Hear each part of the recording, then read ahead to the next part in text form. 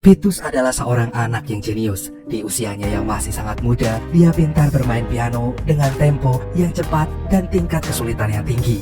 Kecerdasan Vitus sudah menonjol sejak dini. Dia sering bertanya, bahkan selalu berambisi menjadi orang nomor satu.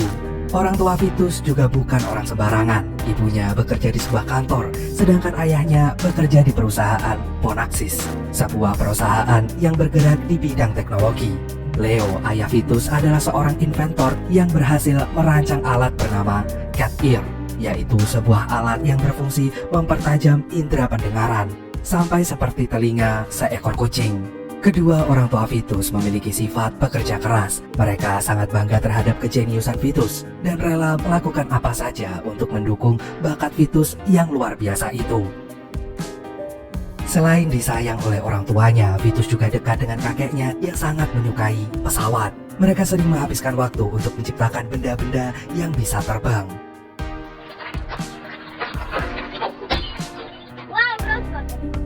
Bahkan suatu hari, Vitus dan kakeknya membuat rekonstruksi sayap yang terinspirasi dari sayap kelelawar. Vitus terlihat sangat senang dengan sayap buatan kakeknya tersebut.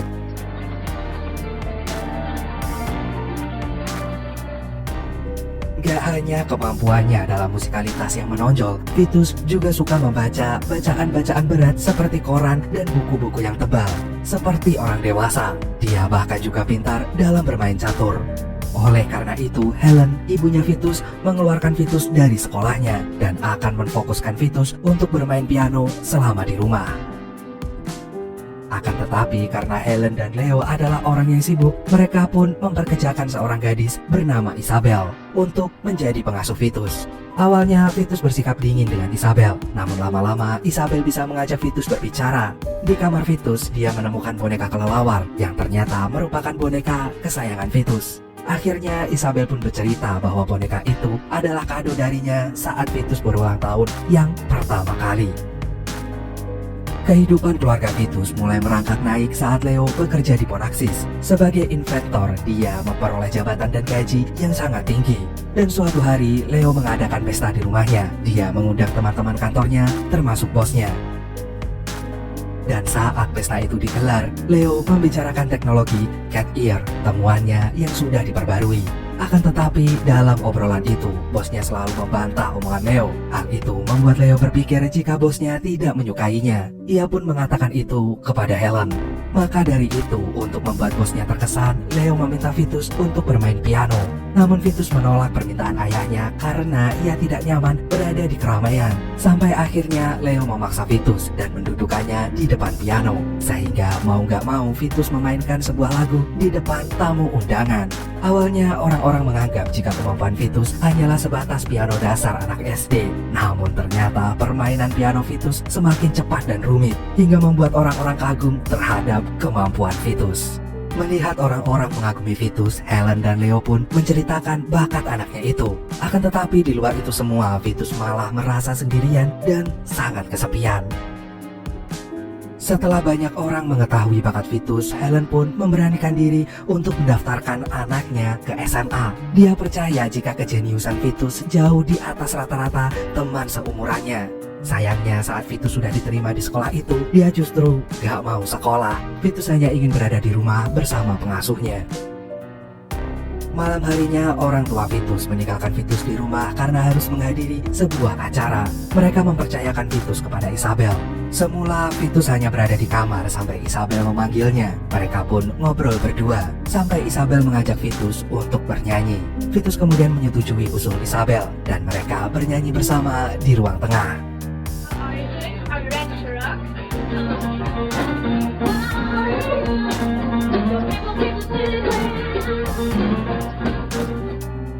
Setelah hampir lewat tengah malam, akhirnya orang tua Vitus pulang. Namun betapa kagetnya ibu Vitus saat menemukan sebotol wine di meja. Helen pun langsung memeriksa Vitus yang sedang tidur dan dia mencium aroma alkohol dari baju anaknya.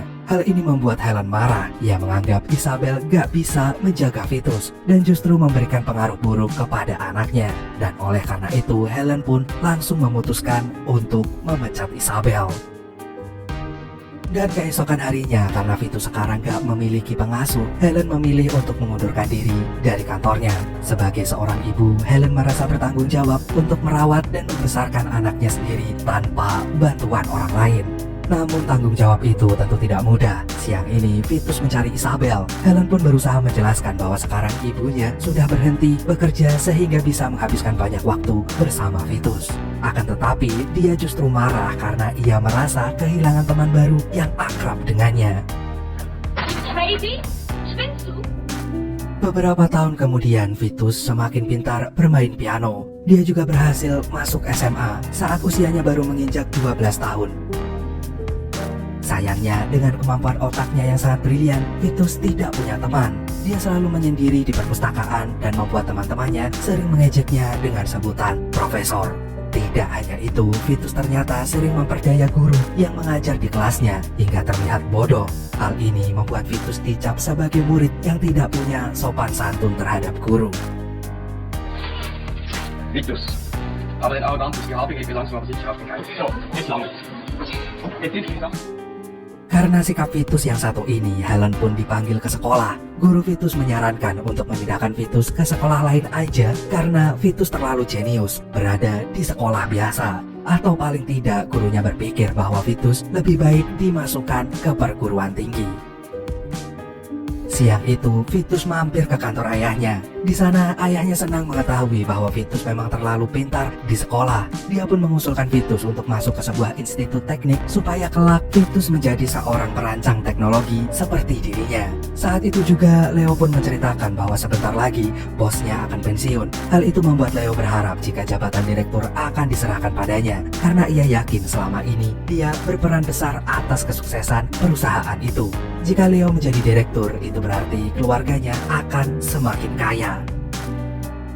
Setelah bertemu dengan ayahnya, Vitus jadi berpikir bahwa dia tidak ingin menjadi siapa-siapa di masa depan nanti. Vitus bercerita kepada kakeknya bahwa ia hanya ingin menjadi orang biasa. Vitus gak ingin menjadi arsitek, teknisi, ilmuwan, maupun hal-hal lainnya. Dia tidak suka terhadap sorotan dan tekanan dari orang tuanya.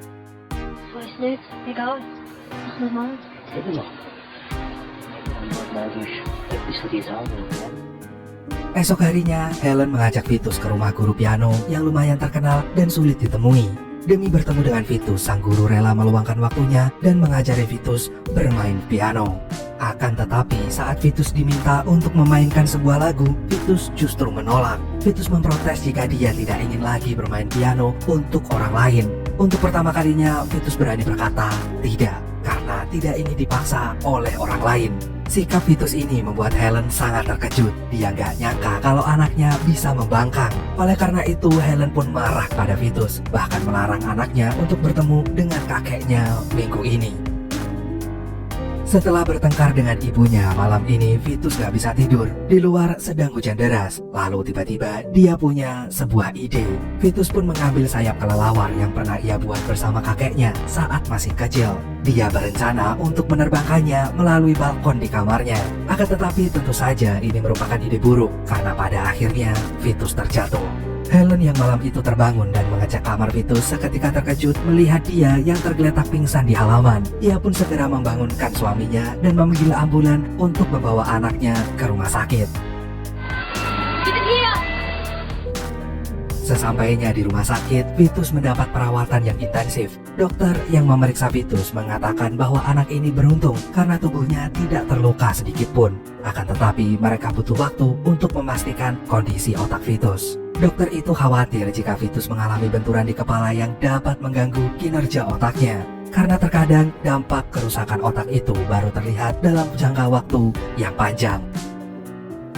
Beberapa hari kemudian, kekhawatiran dokter telah terjawab. Meskipun fisik Vitus telah dinyatakan normal, ternyata kepala Vitus mengalami cedera yang serius. Kini otak Vitus bekerja dengan sangat lambat. Vitus gak bisa lagi berhitung dengan secara cepat, bermain catur, bahkan dia hampir tidak bisa mengenali mobilnya sendiri. Dan dengan kondisi ini, Vitus sudah bisa dipastikan tidak bisa lagi bermain piano dengan tingkat kesulitan tinggi seperti dahulu kala.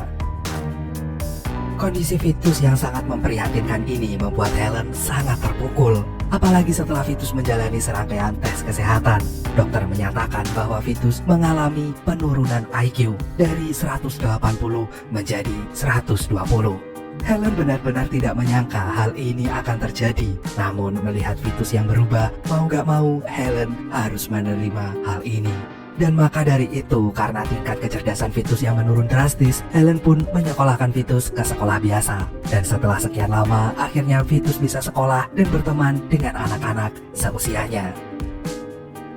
Setelah kejadian itu, Vitus semakin dekat dengan kakeknya. Dia sering pergi sendiri ke rumah kakeknya dan menemani sang kakek bermain catur di sana. Hari ini, saat sedang dalam perjalanan ke rumah kakeknya, Vitus mampir ke sebuah toko kaset. Dia membeli album yang berisi lagu-lagu piano klasik. Dan sesampainya di rumah kakek, Vitus pun memutar kaset barunya dan mendengarkan lagu-lagu itu. Bahkan sampai kakek meninggalkan Vitus untuk bekerja di luar rumah. Namun lama-kelamaan Vitus berjalan menuju piano kakeknya dan memainkan sebuah lagu di sana. Akhirnya Vitus kembali mahir bermain piano dengan tempo tinggi, sama persis seperti saat dia belum terjatuh. Dari luar, sang kakek pun mendengar suara piano dan dia pun kembali ke dalam rumah untuk memeriksa cucunya. Dan ya, ternyata Vitus memang benar sedang bermain piano. Akan tetapi, kakek pun membiarkan hal itu dan kembali bekerja di luar. Malam harinya saat mereka sedang makan malam, sang kakek pun menanyakan kemampuan Vitus yang telah kembali. Karena mendapat pertanyaan ini, akhirnya Vitus bercerita bahwa ia selama ini berbohong kepada orang-orang jika mengalami penurunan IQ. Ternyata Vitus telah merencanakan hal ini karena ia tidak ingin mendapat tekanan dari kedua orang tuanya sebagai anak yang jenius.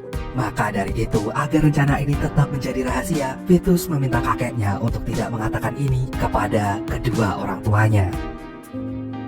Bahkan tidak hanya membohongi orang tuanya, Vitus juga berbohong pada teman-temannya dan guru sekolahnya. Dia pura-pura nggak bisa menjawab satu soal pun, karena dia memang tidak ingin menjadi sorotan yang membuatnya sangat tertekan. Setelah kembali ke rumah kakeknya, Vitus bertemu dengan ibunya yang memutar video Vitus saat masih bayi. Helen terlihat sangat frustasi dan merindukan kepintaran Vitus. Di video itu juga tampak teman Helen yang mengaku sebagai ahli astrologi atau ilmu perbintangan dan mengatakan bahwa Vitus akan menjadi orang yang pintar dan terkenal.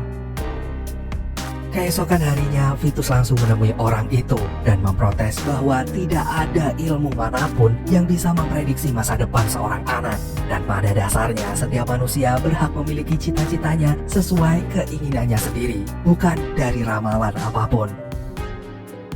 Hari ini, seperti biasa, saat pulang sekolah, Vitus pergi ke rumah kakeknya. Dia makan siang bersama kakeknya yang sedang memeriksa atap rumahnya yang bocor. Vitus sempat bertanya pada sang kakek untuk menyuruh orang lain saja memperbaiki atap itu. Namun kakeknya berkata bahwa dia sedang berhemat dan tidak akan meminta ayah Vitus karena kakeknya tahu kalau Leo sudah memiliki beban yang banyak. Setelah Vitus pulang dari rumah kakeknya, kini giliran Leo yang datang. Dia mampir ke rumah ayahnya lalu bercerita bahwa perusahaannya sedang terjerat masalah. Untuk saat ini Leo takut dipecat, padahal dia sudah lama bekerja di perusahaan itu. Karena jika Leo dipecat berarti pemasukannya akan hilang dan dia takut menjadi miskin. Dan sore itu juga Leo menanyakan apakah Vitus mulai belajar piano lagi. Namun kakeknya menjawab tidak, karena ia masih menjaga rahasia Vitus. Malamnya, Vitus pun mendengar ayahnya menceritakan masalah perusahaannya kepada sang ibu. Vitus yang ternyata belum tidur itu pun mau gak mau memikirkan masalah ayahnya. Keesokan harinya, Vitus mulai mencari tahu permasalahan perusahaan Ponaxis. Dia lalu menemukan saham perusahaan itu yang bersaing ketat dengan perusahaan lain di bidang teknologi. Setelah melakukan riset itu, Vitus menemukan sebuah ide yang langsung ia ceritakan kepada kakeknya. Vitus meminta kakeknya untuk membeli saham pesaing Ponaxis. Hal itu dilakukan agar saham Ponaxis turun drastis, sehingga bisa dijual dengan harga murah. Vitus juga telah menghitung uang tabungan kakeknya, sekaligus keuntungan yang akan diperoleh jika strategi Vitus ini berhasil. Setelah mendengar rencana Vitus, sang kakek pun setuju. Meskipun dia tidak begitu mengerti, namun ia percaya terhadap kejeniusan cucunya. Dan untuk menjaga identitas asli kakeknya, Vitus meminta kakeknya tanda tangan dengan nama Dr. Wolf. Beberapa hari kemudian, strategi Vitus ternyata berhasil. Saham yang dibeli kakeknya dapat memberikan keuntungan yang berlipat ganda. Sedangkan perusahaan Ponaxis justru anjlok semakin jauh. Sang kakek yang awalnya membeli saham dengan modal 5 miliar kini bisa untung 49 miliar. Dia pun berterima kasih pada Vitus dan membeli simulator penerbangan saking sukanya dengan pesawat. Melihat kakeknya yang terlihat gembira, Vitus juga ikut senang. Bahkan dia mencoba simulator itu untuk menerbangkan pesawat.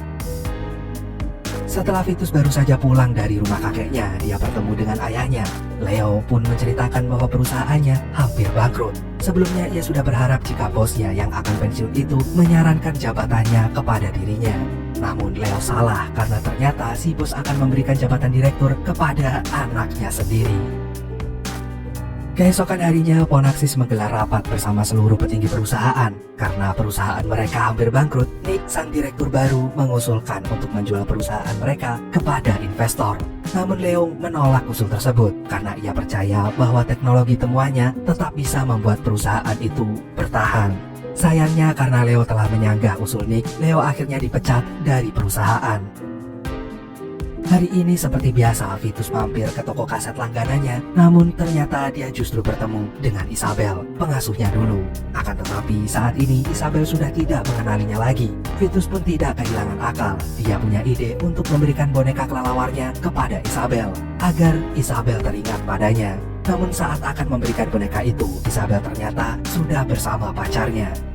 Namun Vitus tetap mencari cara lain. Hari ini dia membongkar koleksi kaset miliknya dan menemukan video lama yang pernah direkam bersama Isabel saat dia masih kecil. Dan untuk kali ini Vitus ingin segera memberikan kaset itu kepada Isabel. Keesokan harinya Vitus kembali menemui Isabel di toko kaset. Dia pun menyapa Isabel dan meminta Isabel memutar kaset yang dia bawa. Sesaat kemudian Isabel langsung teringat bahwa laki-laki itu adalah Vitus, bocah yang dulu pernah dititipkan kepadanya. Setelah pertemuan itu, Vitus pun mengajak Isabel makan malam. Di dalam restoran, Vitus mengutarakan perasaannya pada Isabel. Ia berkata ingin menikahi Isabel. Namun gadis itu menolak karena selama ini ia hanya menganggap Vitus sebagai seorang adik. Hal ini membuat Vitus merasa sangat kecewa. Setelah urusan asmaranya yang kandas, Vitus pun kembali fokus dengan karir dan bakatnya. Karena keuntungan sahamnya yang tinggi, diam-diam Vitus menyewa sebuah apartemen yang ia gunakan untuk berlatih piano sendirian. Dia bahkan berbohong pada pemilik gedung jika orang tuanya sedang berada di luar negeri agar mau mempercayakan kontrak sewanya kepada anak kecil. Malam harinya tiba-tiba Vitus mendapat telepon dari ibunya. Helen mengatakan bahwa kakeknya masuk rumah sakit karena terjatuh saat membetulkan atap. Vitus pun langsung pergi ke rumah sakit untuk menjenguk kakeknya. Dan saat sudah tengah malam, kakeknya tiba-tiba terbangun dan membuat Vitus juga bangun. Sang kakek pun bercerita jika dia udah bosen main menggunakan simulator penerbangan. Dan oleh karena itu, kakek secara diam-diam mencoba menerbangkan pesawat dan berhasil melakukannya. Di akhir cerita itu, sang kakek meminta Vitus untuk mengambil selembar kertas dan pulpen. Karena malam itu, kakek ingin menulis surat wasiat yang ditujukan untuk Vitus dan kedua orang tuanya. Setelah sang kakek meninggal, Vitus akhirnya membeli perusahaan Ponaksis agar tidak jatuh ke tangan pihak lain. Oleh karena itu, untuk mengurusi perusahaan tersebut, Vitus menunjuk teman ibunya, Louisa, menjadi CEO. Awalnya, Louisa mengira dia akan bertemu dengan Dr. Wolf.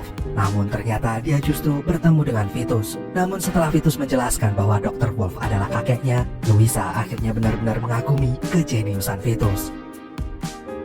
Kini kondisi Leo cukup memprihatinkan. Dia merasa hampa setelah dipecat dari Ponaksis. Untuk itu, Helen pun menyarankan Leo memohon kepada Nick untuk kembali bekerja di sana. Leo pun menuruti saran Helen. Keesokan harinya, dia datang ke kantor berniat menemui Nick. Akan tetapi, Nick justru mengundurkan diri. Hal itu ternyata dilakukan Nick karena perusahaan Ponaksis sekarang telah dibeli oleh Dr. Wolf, yang tak lain adalah anak Leo sendiri. Hal ini menandakan bahwa sekarang Leo lah pemilik sah perusahaan Ponaksis. Tidak hanya Leo yang terkejut, siang ini Helen pun mendapat surat dari Vitus. Surat ini adalah wasiat dari kakeknya.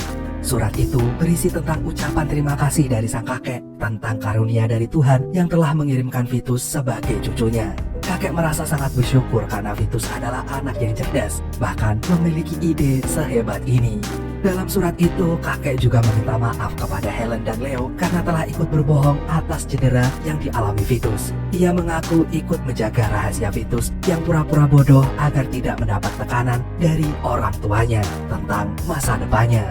Di akhir surat itu, kakek juga berpesan pada Leo untuk terus menjaga keluarga mereka dengan harmonis dan penuh kasih sayang. Dan sementara itu, di tempat lain, Vitus berhasil menerbangkan pesawat sesuai pesan kakeknya. Namun yang terpenting dari semua itu adalah Vitus kembali menemui guru pianonya dan berlatih dengan tekun.